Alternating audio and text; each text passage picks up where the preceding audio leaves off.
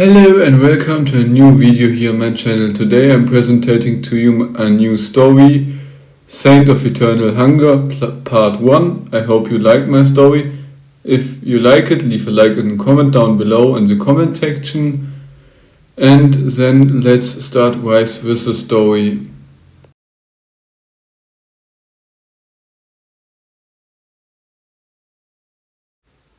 The sounds of the forest pushed up through the underbrush and made the guards in the bandit camp nervous. It was no coincidence that the wood they were in was one of the most dangerous in the entire kingdom of Gaia. You didn't even have to see or hear much to believe it. The magic hanging in the air was far stronger than in most other places in the world. That made it difficult for weaker people to stay there long. If these guards were any less hardy, they would already be suffering from magical poisoning, but that was not the case. Still, they stood there and tried not to think about the dangers that lurked in the dark depths of the Orchidma forest. While the bandits kept watch for threats, they failed to notice that the greatest danger with the highest potential was hiding right among them.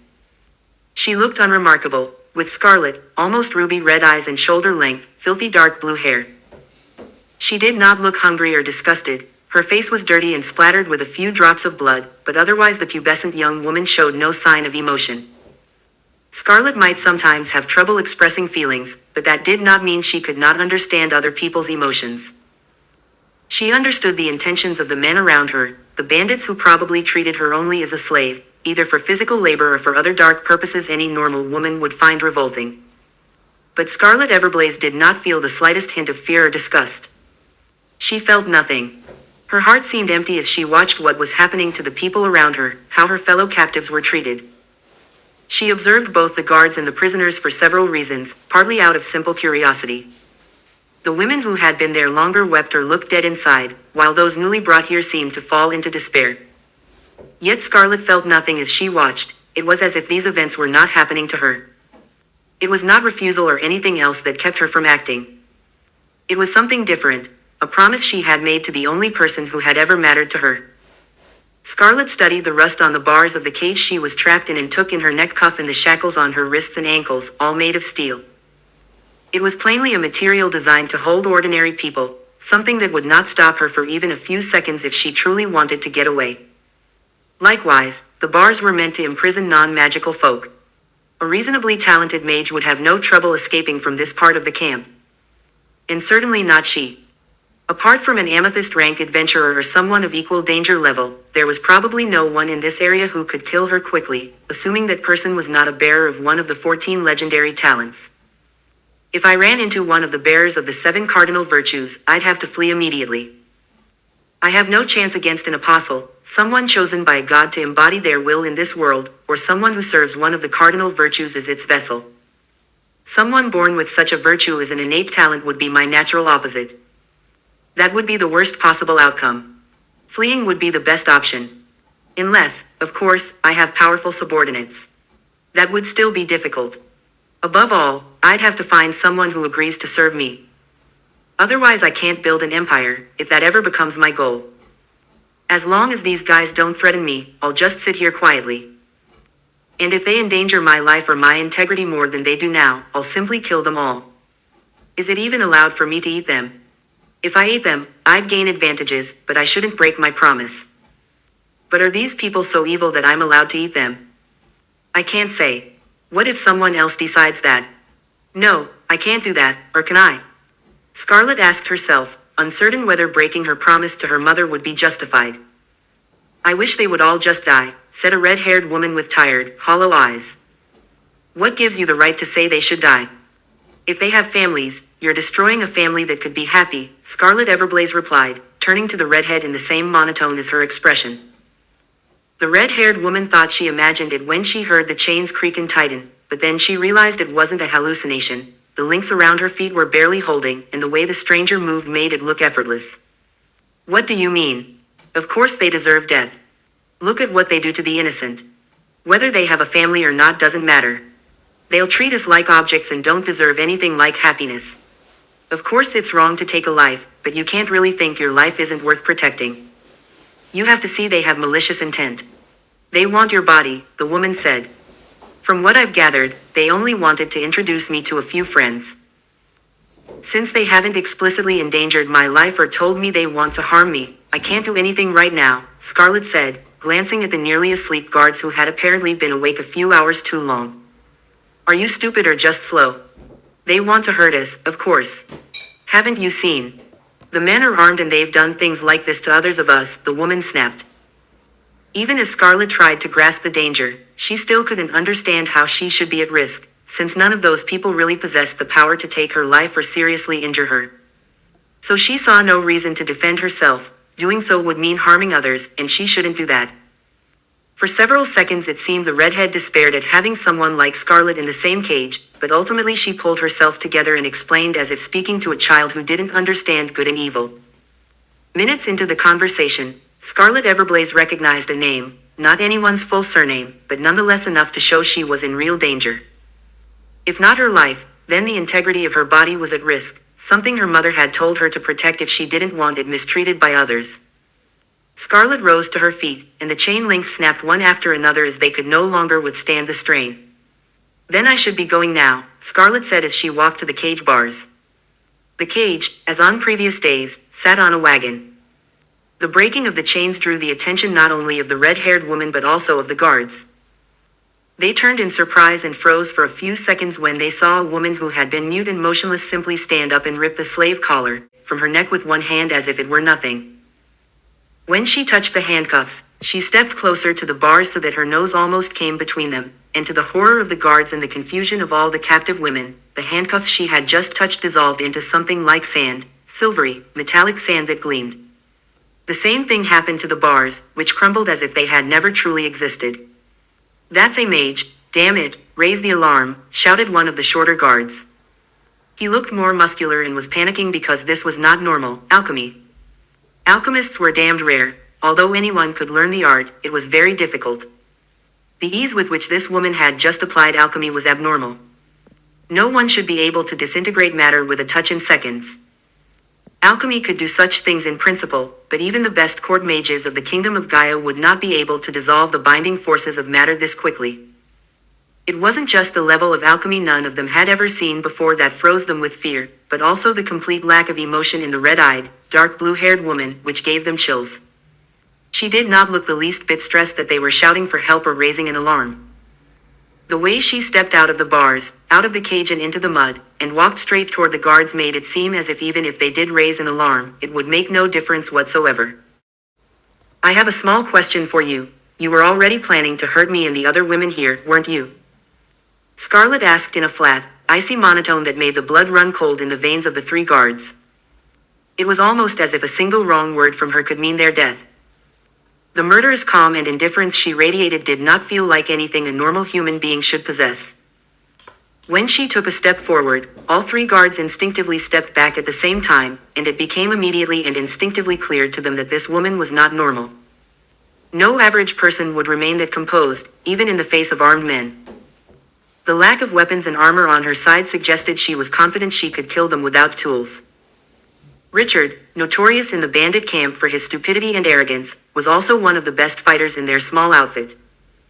He was good enough that Druck, the leader of the bandit group, was said to want him as an apprentice. He drew his sword and the blade flashed in the moonlight, but Scarlet's blood-red eyes scarcely glanced at it before returning to study him. I am Richard, the bandit king's apprentice. My swordsmanship is unmatched in this part of Gaia. I'm nearly a swordmaster, soon I will be one. You, a mere alchemist, should go back into your cage and repair the chains. Or I'll show you where I keep the hammer, Richard said, proud. Scarlet walked toward the sword without batting an eye, the mud squelched with each step. When the blade pressed to her brow, she simply kept moving and, to his shock, the sword did not pierce her skin at all but slid aside with no effect. In a flash she grabbed for his sword and the weapon began to disintegrate in her hands. It started slowly, but then rapidly fell apart.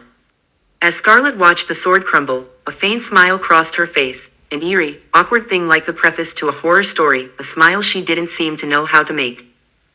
It looked stiff and unnatural, but to her it was honest, because she recognized that her powers were not rusty. Just wait, you'll be finished. That was expensive, you bastard, Richard spat as Scarlet continued forward. When he pulled a second short sword, unlike the first, which had been a longsword, he realized too late that his attacks did nothing. He swung wildly and the blade simply bounced off without effect. Particulus infernus, Scarlet murmured, extending a finger. A small orb of fire ignited on her fingertip and shot forward with a hiss. The flame burned a white-orange. Before Richard could react, he was instantly engulfed. His body turned to ash in moments. Oops, that was stronger than I intended. I need more practice. Well, I suppose that will have to serve as an answer, Scarlet muttered, casually lifting her hand toward the two remaining men and murmuring something unintelligible. Two spheres of pure white flame materialized, and before anyone could react they sped forward at breathtaking speed, piercing both fleeing guards and continuing on. The projectiles blasted through the wooden wall of the nearby stable, struck several horses and passed through them as well. The wounds left by the two fireballs were charred and smoldering. A few 100 feet away, perhaps 150 meters, the two fireballs detonated into a raging blaze, not a brief flare, but a sustained fire at a lower temperature. Scarlet thought that while the attack might not be enough to take down a powerful magical monster, it was more than sufficient to roast a bunch of ordinary foot soldiers or a few weaker monsters, which commonly appeared in numbers. But still, I need to control myself a little better. There was still too much energy. I wanted those projectiles just to pass through the two men and then return or disperse, but instead I started a wildfire in part of the vast Orchidma forest. Oh well, now I just need to find out who leads this group and decide what to do with them. After that I can free the women behind me, Scarlet thought. Devour, she commanded, and the two corpses before her suddenly compressed and contorted into a grotesque mash of flesh, bone, and cracking noises. Only their bodies, their swords, armor, and clothing did not condense, were reduced. In the end, two small black pearls remained where the men had died, each the same weight as the men had been. Tasty, now for something to eat. I wonder how human flesh really tastes. This way it's just the magic and the memories I gain in the biomass, nothing else. I should find something I can actually taste, Scarlet mused as she bent to pick up the two black spheres from the mud and tossed them into her mouth with a casual flick. Despite still weighing the same as before, the little orbs looked like ordinary marbles, but they were anything but. The moment the first orb passed into her mouth, Scarlet felt it vanish as if it fell into water and decomposed. She couldn't say exactly how her power worked or where the orb had gone, only that many of the things she had eaten before were stored somewhere.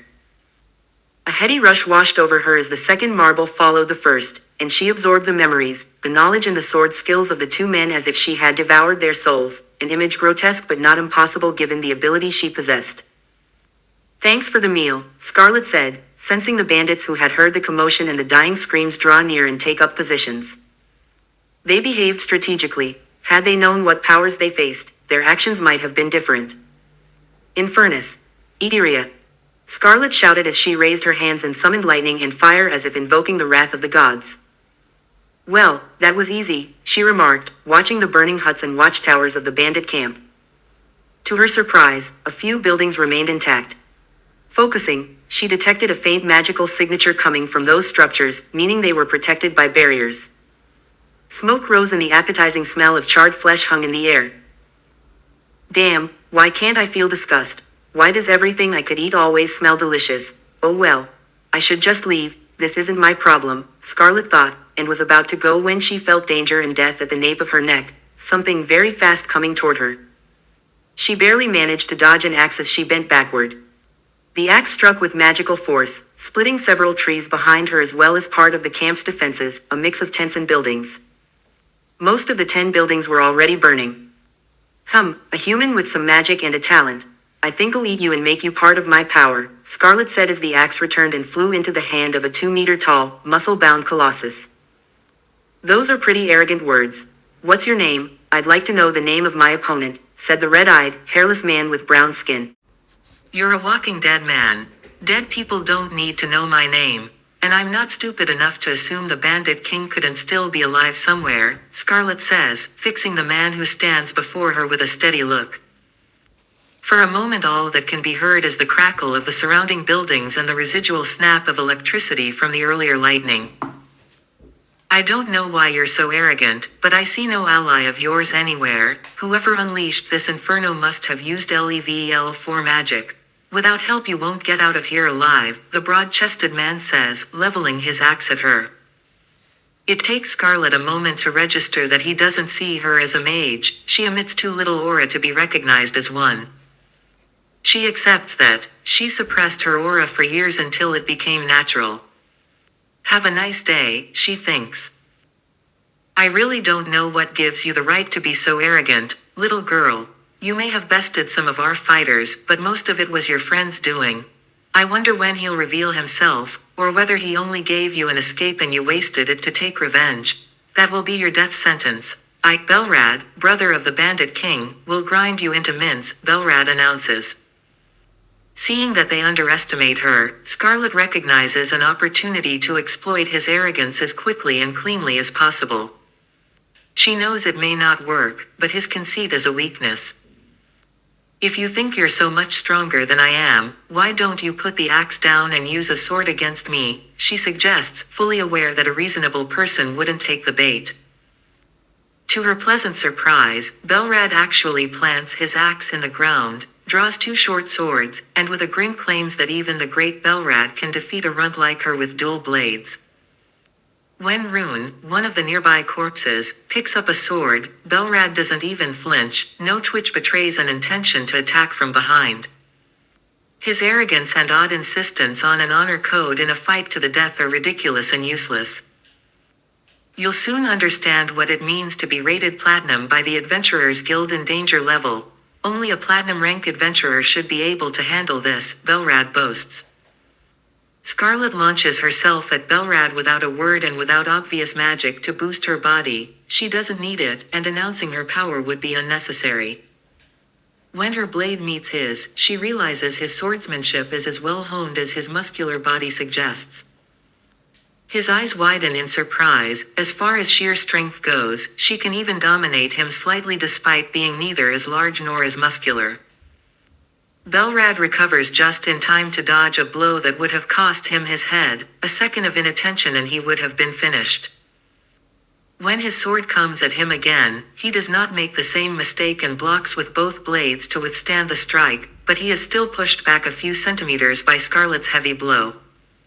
Sparks fly as their swords flash faster and faster. Scarlet manages to block both of Belrad's blades with a single long stroke.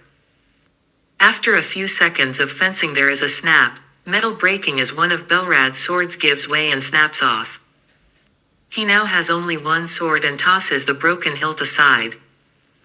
Belrad grows uneasy as he realizes his opponent's swordsmanship matches his own and that she also possesses the power to fight him on equal terms. When they captured this woman she had not seemed battle-hardened, and she certainly had no swords, so how could she have learned such bladecraft in so short a time, and to such a degree? Belrad takes a few steps back, replaying the flowing strikes in his head until it clicks. The style is identical to that of one of his friends in the camp, the potential apprentice of his brother. How could a stranger fight exactly like him? As the duel continues there is no doubt. This woman fights with the exact same form and technique as Belrad, and not by accident. Somehow she has reproduced a style that should have been known only to Belrad's family. He watches not only his own blade wear under the strain of the fight but the other blade as well. The dark blue-haired woman with ruby eyes shows not a trace of nervousness. Belrad, not a strategic genius but experienced enough in combat, realizes that nobody with even a shred of self-preservation would fight like this unless they were utterly certain of victory. Another thought nags him: no reinforcements are coming. Did she kill all the other bandits? Did she slay everyone in this camp? Or was it her accomplice who did this to them? Belrad wonders as his instincts scream that he should flee. This is not an enemy he can easily defeat. Then, with a metallic crack, both swords snap. Belrad thinks for a moment that this is his chance. He swings with all his might to distract her, to at least buy himself time to reach his axe. But his hand freezes short of the blow. Scarlet looks past his hand and sees him desperately trying to move it. A much smaller hand has blocked his swing. A reddish light pours from across Scarlet's body. This isn't proper, Scarlet says as she lets her fingernails grow and drip them with the poison of a dart frog. Pain spreads through his hand as he feels the toxin enter his bloodstream and spread through his veins. What did you do? Belrad gasps. How many times has that question worked? Why would your enemy explain everything to you when you're on the ground so you can run off and strike again? This is reality, not a children's tale where everything turns out fine, Scarlet replies, focusing on her powers and advancing toward him.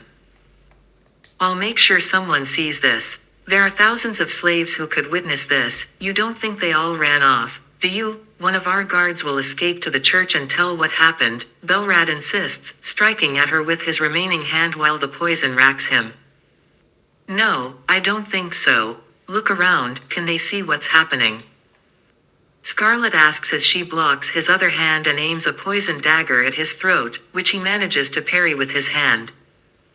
Fine, then I'll do it faster, Scarlet says, molding a bundle of spears from the sand, dust, and stones around them. How is this possible? No spell. Belrad murmurs, realizing how badly he miscalculated. He had been wrong to think she was merely a fighter or an alchemist. She was an alchemist, a mage, and a swordswoman all at once. He has never seen anything like it. She was the one who had deliberately raised the entire camp. A few seconds later, as Belrad draws his last breath, Scarlet feels him truly die. Her alchemy works on his body and her devouring magics take effect. His flesh twists and contorts, leaving behind clothes and gear, and condenses into a small black sphere far heavier and denser than the others, so heavy that it requires a touch of gravitational magic to move. Okay, that worked well, Scarlet thinks. No one penetrated the anti-information barrier, so nobody saw what I did. Now the question is where the remaining bandits are. Did they flee, or where are they? I can't sense them nearby. There were more guards, more life signatures. Oh well, they couldn't have seen what happened. They were on the far side of the camp. My initial area attack with fire and lightning probably scattered them. Damn, it might not have been wise to waste 75% of my magic on one area spell of that caliber, Scarlet thinks as she frees the remaining slaves and gathers them on the main square where the bandits had been, among the houses and tents. What should I do now? This should be doable with magic. How did that spell go again? 1 second. Got it. Alright everyone, here's my dilemma. I have no idea whether I can trust you. I have no interest in playing hero, so I'm just going to alter your memories. If you don't want that, tough luck. I'm not a savior or a jester. See me as you wish. In a few minutes you won't remember ever seeing me, Scarlet says as she concentrates, murmuring the incantation under her breath. Scarlet knows precisely that this level 5 spell is one of the most powerful she possesses and will consume a good portion of her magic. The more profound the change she attempts in her victim's memories, the more energy it costs and the more complex it becomes. If she simply erases all memories of the last 3 hours, however, the effort is significantly less. The emotions will remain, but the memories themselves will be wiped forever. You're going to change our memories. We wouldn't stab the person who rescued us in the back, right? Everyone, a captive, one of the women taken by these bandits, tries to persuade the others. From Scarlet's point of view, it's clear the blonde woman with green eyes doesn't really understand what kind of spell Scarlet is about to cast. It's simple to explain why I want to do this, and I already said it. I'm not a saint, and I see no reason to risk my life for people I don't know. Even if one of you promises none of you will tell anyone what I did or what I look like, I'm not willing to risk that. I'm not going to kill you, I'll only erase the last 3 hours from your memory. It's not that bad, you'll be a little confused and it'll be awkward, but you'll still be alive. Scarlet says. For a second there is silence as Scarlet prepares the final gestures of her spell. Pale sigils and runes slowly revolve around her hand, they look complex and abstract. The woman seems to think it over and appears far less terrified than she had been hours or minutes before, when they were locked in the cages. Someone grabs her arm to pull her back. This woman is understandably frightened. After all, someone just rained down fire and lightning from the sky and slaughtered an entire bandit camp. Listen to me, Maha. What if some of us don't have a home to go back to? What if we are kidnapped again and end up in the same situation? What will you do then? You're just sending us away, she pleads. I don't know, and I don't care. You could all die tomorrow for all I care. I don't know you, and that's that. Your fate doesn't matter to me. I'll leave alone those who simply want to live and haven't harmed anyone, unless I have a better reason. This conversation is useless because you won't remember me anyway. So why shouldn't I just delete your memories now? I don't need your permission. I could do it right now. Honestly, you're making more of losing 3 hours of memory than it is. You'll be confused and there'll be a bit of chaos, but you'll live, which, I think, matters more than remembering who saved you. You can tell yourself some miracle happened or blame some ridiculous god. It's not about me. I can't risk you blabbing that I saved you. I don't want to be advertised around and draw the attention of every annoying institution in the kingdom, Scarlet says, cold and analytical. Okay, that won't do, but I need protection from this mage, whatever she is. I can't just say I want her protection, thinks Ia White, a member of the fallen white mage family. It's clear to Scarlet that this woman is not only powerful but emotionally distant and uninterested in anyone's fate. Her cold reserve is what keeps her from killing to keep her secrets. Ia is fairly sure her judgment is correct. The mage isn't interested in harming others, but she must be careful not to anger her. There aren't many alternatives. Returning to the kingdom of Gaia is impossible for Ia and some of the other captives. So there are only a few ways out of this situation without being captured again. What if my friends and I work for you? You could keep an eye on us and we wouldn't have to return to society. I can't go back. There's a bounty of about 200 gold coins on my head. I'd like to keep my head, Ia says in a pleading tone, though it's more strategic than pleading. She reveals the bounty. The other prisoners, mostly villagers or unlucky travelers robbed by brigands, stare at the number. 200 gold would tempt many to cut off a pretty head and claim the reward. You could live comfortably for a long time if you're frugal with that sum. That's interesting. I didn't expect that. Someone with a bounty, you must have an interesting story for someone to put so much on your head. Not my problem, though. Whether you die tomorrow or not, I told you already, I don't care. But the interesting part is that you want to work for me. I won't be an easy employer and I won't take everyone.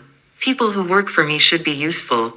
So what can you do? What are you good at? And why would someone put 200 gold on your head? If you look like you're lying, I might just ignore you and leave you behind. That would be no cost to me but very bad for you. I might also decide to collect the bounty myself. I doubt it, it might be more trouble than it's worth. So explain the advantages and disadvantages, and I'll consider it, Scarlet says, emotionally flat. My name is Ia White. I'm from the former Magia's White family. My family was one of the 4 great Azir houses of the Kingdom of Gaia. Long story short, intrigue tore us apart. Someone else filled the power vacuum and now wants to eliminate every bearer of the white name. They fear the family grimoire is hidden somewhere and could restore our magic, Ia says, not even trying to hide these secrets. She recognizes the spell circling the mage's hand. If Scarlet uses it, the memories of everyone present from the last 3 to 4 hours will be erased completely. Plenty of time remains, since the fight certainly didn't take 3 hours and they have more than enough time to discuss. As Scarlet raises her other hand, Ia flinches briefly, though the spell is aimed elsewhere. A white beam shoots from Scarlet's delicate hand, passes through several walls, and suddenly surprised cries come from the forest, followed by the thud of falling bodies. Scarlet turns her attention back to Ia and waves the woman's worries away. It was only a few who tried to sneak away. That sounds interesting. I think I'll accept your offer, but who exactly are your friends? Scarlet asks. As Scarlet continues talking with the last surviving member of the White family, she learns about Ia's friends who would like to work for her, a small group of 4 who want protection from those hunting them. Their usefulness to Scarlet isn't just about strength but loyalty. Can they become loyal? Scarlet believes that, handled smartly, loyalty can be grown. A matching aspect of her secret power is that she can sense and recall the positions of those she grants power to, as long as they are alive. Years ago an experiment with a dog taught her that. Fine, I'll be surprised to see how this works. Maha, Magnus White, Morrible, Ia White, you 4 will come with me. Everyone else forget me, Scarlet says as the pale glowing runes around her right hand flare and a blinding light touches every captive. In the next moment it's over. Nothing indicates magic was used, the prisoners suddenly find themselves free and standing for some reason in the middle of a raised bandit camp. Blending into the crowd, Scarlet keeps the four she spared under watch and signals them to be quiet. They understand and follow her, pretending along with the others that they have no idea what happened. In the confusion, no one notices them leaving the camp first and running through the forest toward the distant mountains. Now that I'm your employer, you should know my name. I'm Scarlet, I'll keep my surname for now. You'll do simple tasks if you want. And so you don't get stupid ideas, I'll tell you I'm more than I appear. First we'll hunt some monster meat. Who's hungry? Scarlet says, offering food to her new companions, what she considers a friendly gesture. Their reaction, however, suggests eating monster meat isn't as normal as she thought. Aside from the dense magic in monster flesh, she can't understand why eating it would be wrong. Are you serious? You want to hunt monsters just because we might be hungry? That's dangerous. Do you even know how to prepare monsters so they're edible? Maha asks, her blue eyes jittery. Realizing she spoke too bluntly, she covers her mouth and begins to tremble. She's either shy or genuinely afraid. No, I don't really know how to prepare magical ingredients. I know how to make a few potions, but they're not pleasant to eat or drink, magic effects and all. We don't want to start floating or becoming fireproof just because we're thirsty. That would be wasteful. As for preparing monster meat, I don't just know how to cook it, that's all. But if I understood correctly, Maha, you were a maid in the White Household, so you don't know how to do this, Scarlet Everblaze says. For a brief moment Scarlet thinks that if people knew who her mother was, they would be more respectful and less frightened. Her mother's reputation extends beyond the borders of Beluris and the kingdom of Gaia. She should be known across the 7 superpowers of the world, a person who pushed the boundaries of magic and is famous for her achievements, yet lived withdrawn from world affairs. I don't know why I should know how to prepare monster meat. I was just a maid, not a cook. Even nobles can't always afford monster meat, how would I know? Maha says in a gush of words edged with fear. Her blue eyes shine like beads beneath water as she unravels nervously. She seems on the verge of collapse after being abducted. I know how to remove toxins from orc meat, Morrible says, the previously quiet, unkempt woman with black hair and eyes so dark they seemed black, though in the night they now appear slightly reddish. Interesting, how do you know how to prepare orc meat? You didn't hunt them yourself, did you? Scarlet asks, turning to Morrible. No, I won't say that. I'm still too weak. My parents hunted orcs, their blood is particularly nutritious, and I had to eat both human food and blood, Morrible replies in short sentences that make her seem emotionally restrained. What do you mean orcs have nutritious blood? Iya asks, puzzled. Instead of answering, Morrible opens her mouth and her canines suddenly lengthen. Everyone except Scarlet freezes as they realize Morrible is a vampire. For a second there is stunned silence, then the group steps back, confused. Magnus, surprised, points out that vampires are supposed to burn in sunlight. Scarlet steps in and explains that vampires are not nearly as sun-sensitive as the church claims. The real weaknesses of vampires are silver and pure life force, healing magic, to be precise. Our Morrible is probably not a pure vampire, or she could be one of the most dangerous types, a daywalker. Both are possible. Daywalkers are sometimes weaker when young, and half vampires have only mild sunlight sensitivity because they are only partly transformed. Daywalkers are full vampires who don't suffer from sunlight at all. Given Mirabelle's age she could plausibly be either, Scarlet explains. Scarlet's knowledge surprises the group. Most people born in the kingdom of Gaia have never seen a vampire. Vampires are believed to appear mainly in the Twilight Empire, a darker realm of night. But Scarlet, who appears far stronger than they are, has no reason to lie about vampire facts. Morrible confirms what Scarlet says. Vampires do not instantly turn to ash in sunlight. Even ordinary vampires do not die immediately from sunlight. It's uncomfortable, but not automatically lethal. That can't be true. Vampires should belong to the night and can't walk in daylight, Magnus protests. His sister raps his shoulder, slightly annoyed. Do you think you know the whole world? Just because we were told certain stories as kids doesn't mean they're entirely true. The church doesn't have a monopoly on truth. The world is more varied than just good and evil. Look at the fate of my family. Would you have believed we could lose everything so quickly? Ia says. The group finally slowed their pace when the night weighed heavy on their steps. Magnus, Maha, and Ia were visibly exhausted, their breathing shallow from hours of walking through uneven terrain. Morrible, though stronger than most, still carried a faint weariness in her posture. Only Scarlet seemed untouched by fatigue, her eyes glinting with the same sharp clarity as when the journey had begun. She glanced at the others as they hesitated near the edge of the forest, clearly looking for a place to rest. We could stop here for the night, Magnus suggested, rubbing at his legs. We won't last much longer if we keep moving like this. Scarlet tilted her head, then spoke in her calm, detached tone. If you are that tired, then rest. But you will need to eat something if you want to recover. There is always monster meat, creatures like the wind deer, their flesh is harmless enough. Even griffins, trolls, or goblins can be cooked and eaten if prepared properly. The words fell into silence. Magnus's face twisted with disgust, and he snapped before she could list another creature. Are you serious? Goblins. That's revolting. No sane person would even think of eating one of those monsters. Scarlet only blinked at his outrage, unbothered, but before the tension grew sharper, Morrible let out a small laugh. I wouldn't mind hunting a few creatures. I'm hungry myself, and it's been far too long since I last had a drink.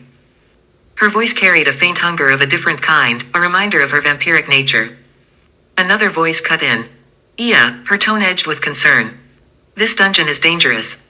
The deeper we go into the forest, the worse it will get. Hunting in there might be suicide. Scarlet nodded in agreement, her gaze sweeping the dark tree line. You're right. We don't need to go deeper. There's no need to challenge powerful beasts tonight. Simple prey will do, rabbits, deer, maybe a stray wind deer if we are fortunate. You can all eat, and I will not push us into the heart of danger. That is unnecessary. Her pragmatism eased the group. With murmurs of assent, they began to gather materials near the forest's edge. No one dared to step too far inside, so the campfire was built at the very rim of the woods. A flicker of magic whispered over the flames, and the smoke vanished as if swallowed by the air itself, simple level 1 household magic, but enough to hide their presence from unwanted eyes. When the fire was stable and the others settled, Scarlet rose. Morrible stood beside her almost instinctively, both of them restless in their hunger and faster than the rest. We'll hunt, Scarlet said, her eyes on the shadowed wilds. Mirabelle's smile revealed the faint trace of fangs. Then let's not waste time. They left the others behind in the glow of the enchanted fire, slipping into the night as silent shapes, the two predators vanishing between the trees while their companions stayed behind, weary yet comforted by the promise of food. Night wrapped the Orchidma forest in oppressed, almost tactile darkness, the trees loomed like patient sentinels whose trunks drank the moonlight and offered none back.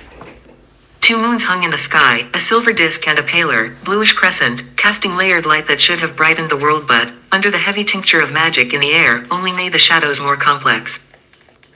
The atmosphere tasted of old wounds and promises of adventure, an ineffable pressure that every poet, philosopher, and theorist had clumsily tried to name for centuries, a tangible potential, at once beautiful and dangerous, like the aftertaste of a truth you can't swallow. Night sounds came thin and brittle, leaves whispering like cloth, distant snapping branches, the soft metallic chitter of unseen insects, but between those noises there was also the constant hum of power, a low current in the air that brushed the skin and made breath feel slightly electric. Scarlet moved through this with a surgeon's patience, she was not simply hunting. She had plans layered over the hunger, calculations folded into each step. Morrible walked behind her as a shadow should follow its object, silent, sure, live. The two of them crept deeper than the others had dared, where the trees grew closer and the air tasted of wet root and old stone. The ground was soft underfoot, thick with moss and the flattened trails of the forest's smaller denizens. Scarlet stopped and crouched, hands becoming instruments. With a few practiced, almost casual manipulations of alchemy, she shaped a pit out of loosened loam and woven root, lining its sides so it would hold a deceptive surface. They set bait, scents and scraps arranged with the clinical deliberation of someone who knew exactly what predator instincts to tug. The wind deer was not an easy quarry, swift as lightning and cautious as frost. It moved like a thought you almost remember. But with preparation and cunning, the impossible sometimes becomes merely difficult. When the deer thundered along the faint trail, white flanks like blown silk, eyes glinting with that hungry red, Scarlet and Morrible shunted it toward the trap. The animal misstepped, the patch of ground giving beneath its hooves, and then it was suddenly tumbling into the dark mouth of the pit. Scarlet's hand flashed. She incanted with the economy of a domestic spell, and the hole drank silver as she called, "Create water." The shallow pool swallowed the deer's panic, and then, with a word and a wrist, she froze the sudden water about the creature's feet, freeze water, so that the animal's lower limbs became iron-cold cages. It beat and kicked, blind with the shock of being held by ice, every movement carving star-shaped fractures into the surface. Scarlet added more water with the same steady efficiency, another create water, and another, until the pit ran heavy and the animal that had been trapped beneath the ice could not free itself. The wind deer's ragged breath steamed in the bluish moonlight, the ice held. Minutes later, the trapped animal, unable to move its hooves and unable to surface, surrendered to the water the two women had patiently layered. When the surface was at last melted back to fluid, Scarlet dissolved the ice with a reverse flick and the corpse slid into the waiting light. The creature they had taken was a wind deer indeed, razor-edged antlers like the teeth of a forgotten saw, a tidy row of keen little teeth at its maw, and eyes that were a flat, unblinking red with a ring of black at the edges. Predatory deer, bred by magic into fleet, carnivorous forms, they were not common dinner fare for most folk, but for those who ate monster flesh they were prized, fast, lean, and dense with strange vitality. Morrible, who had carried some of the deer's weight back to the surface with ease, leaned down and sank her teeth into the flank. Blood beaded at her lips. She drank a little and tilted her head in private satisfaction as the warm, metallic taste slid down. The sight was not pleasant to everyone. Magnus would have recoiled, but to Morrible it was relief, a small, necessary replenishment. The deer's antlers glittered wet in the moonlight like black coral. When she had finished, Morrible shouldered the carcass with practiced strength and asked softly, more human than the moment of feeding had suggested, "When do we go back?" Her voice was quiet enough that only Scarlet could hear it clearly. The question hung between hunger and prudence. Scarlet did not answer immediately. Instead, she crouched and, with casual fingers, dipped into the leaf litter and moss as if retrieving a pebble. She lifted a small, bluish, sticky organism from the detritus, a harmless little slime no larger than her palm, its surface glinting faintly like wet glass. Scarlet slid the tiny creature into a small glass vial with one practiced motion, corked it, and tucked the bottle away into a fold of her garments. Morrible did not see the movement. Her attention was on the weight on her shoulders and the ache in her legs. Scarlet stood. "Soon," she said, and there was no softness in the word, only the promise of efficiency. They retraced their steps through the dim wood, the quiet crunch of undergrowth measured against the chorus of night. When they stepped back into the thin safety of the camp's edge, the others were half collapsed in the ring of the small fire. Magnus rubbing his eyes and massaging his temple, Maha stifling a yawn with both hands, Ia settled quietly and blinkingly staring into the flames. The fire burned well, good, seasoned wood yielded a steady, honest flame that did not smoke thanks to a subtle charm hummed by whichever among them knew household cantrips. The smoke seemed to vanish as it rose, dispersed by a simple, level 1 spell that flattened its scent and made their small area invisible to curious nostrils. Nothing dramatic, just the kind of ordinary ward a cottage mind might hang over a hearth. Morrible set the wind deer down in the soft light, still breathing a little from exertion though her thirst had been eased. The others looked up as the pair returned, sleepy eyes sharpened with the promise of food. Scarlet moved to the edge of the fire's glow and then sat on a nearby stone, watching the others busy themselves with the meat. Morrible attended the carcass with methodical care, skinning, separating cuts, tending blood and embers, while the rest stretched and nursed their weariness. Scarlet's gaze was distant. She did not join the chores. Instead, she concentrated on the small bottle hidden at her palm, the bluish slime contained within. The animal's faint movements inside the glass were almost imperceptible, yet to Scarlet it was an entire repository of possibility. That's it for today. I hope you really like it. This story was part 1 of the story, Saint of Eternal Hunger. If you want to see more, leave a like and comment down below. On the left side of the screen you can now see the newest video I uploaded. Until next time, take care and goodbye.